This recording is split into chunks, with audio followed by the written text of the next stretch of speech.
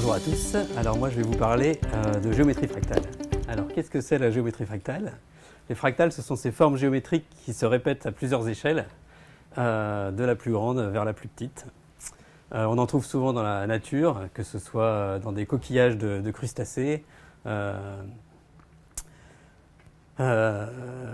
sur des plantes, les fougères, ou bien les choux, comme les choux romanesco.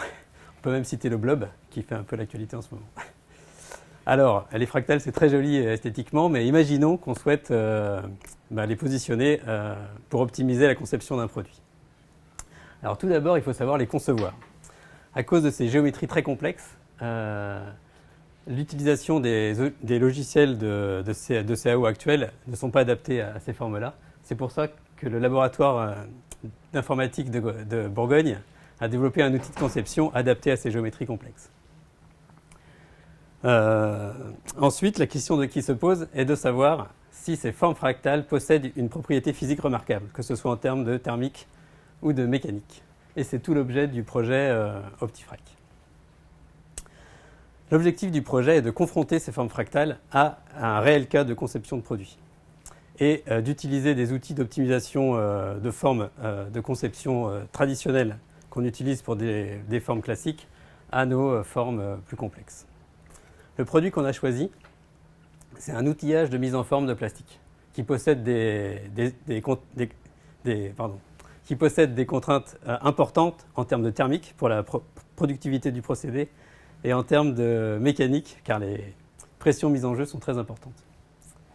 Ensuite, quand on parle de conception, il faut évidemment que le produit soit fabricable. C'est pour ça qu'on est parti sur un procédé de fabrication additive par la technologie de fusion laser de poudre métallique. À partir de là, on a travaillé sur 3 formes. Et on a travaillé sur ces 3 aspects.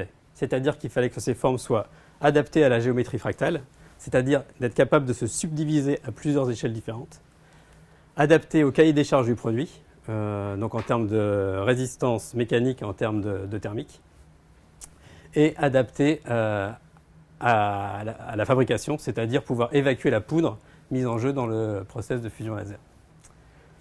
À partir de ces formes, autour de ces formes, on a développé l'outil d'optimisation paramétrique de la conception, couplé à un solveur de thermique et de mécanique, qui nous a permis d'explorer un panel large de conception, et pour chaque conception de calculer les flux de chaleur et les contraintes mécaniques, et enfin de choisir la meilleure forme adaptée au cahier des charges de notre produit.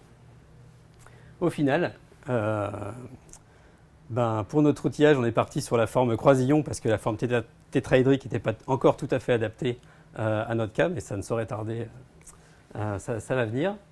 Et ça nous a permis d'alléger notre outillage de 35% et tout en atteignant la résistance mécanique adaptée aux contraintes de pression de notre outillage.